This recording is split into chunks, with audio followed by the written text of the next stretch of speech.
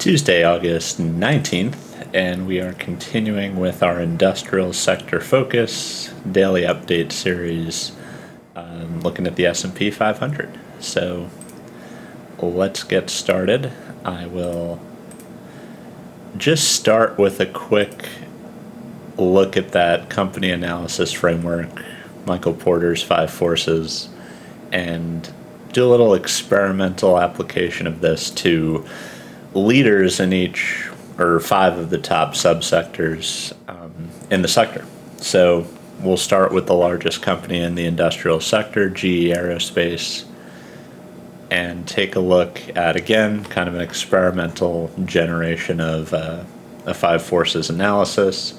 Seems to line up with what we'd expect. It's hard to get into the aerospace industry. Your suppliers are complex, potentially volatile.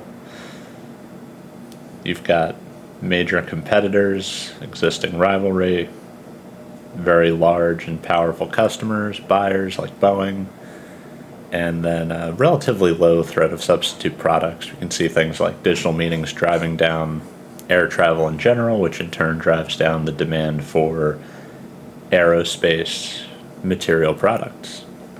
So let's take a look at GE Aerospace, starting here in our sector dashboard.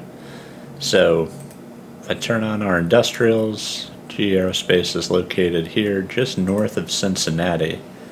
And if we turn our map on, we can see it's actually a pretty large, very large and impressive industrial facility. You can see the electrical substation here. And it's these types of operations, high power consumption, geopolitical or national competitive advantage, strategic importance that I'm most interested in looking into here. And we can pull in some of the layers from our previous series, like the electric territories, and see, okay, who serves this area? Oh, Duke Energy, Ohio. So relatively small service territory footprint, but pretty strategic industrial area that's served. We can turn on our Vistra generation assets, because Ohio is one of those markets where Vistra was, and see that we're pretty close to natural gas and coal power plants. So it's a large interconnection area. It's not like these plants are directly serving these facilities, but we can get an idea of who they're buying electricity from and where it's coming from. And all of these things influence the business trajectory long term of these companies. So that's GE Aerospace. Let's move on to the industrial sector daily update. Most of the industrial companies were up on the day for August 18th. And if we zoom in specifically to that aerospace and defense sector, you can see it's not GE Aerospace on top for Monday. It's actually Axon Enterprise down in Arizona. So quick look at our energy sector. Kind of a mixed day for energy. Nothing really too interesting there, although Texas Pacific Land Corp, again, on top on Monday.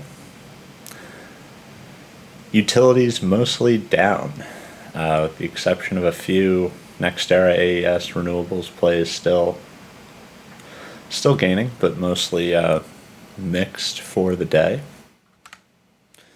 And then finally, the overall market. The big standout here is Ceridian. They make the Dayforce HR software. Their stock's up 24, it says 26%. And that follows a Bloomberg report that private equity firm Thoma Bravo is in talks to take the company private in a potential acquisition deal. Now, this is the biggest one-day gain since Dayforce's IPO in April 2018.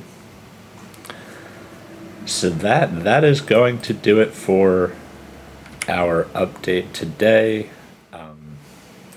I'll keep looking at that 5 Forces analysis and see if it provides any value. The idea is that could be something generated from a pop-up. You're interested in the company, you click it, see the analysis. So we'll keep experimenting with that. And with that, thanks so much for your time, and see you tomorrow.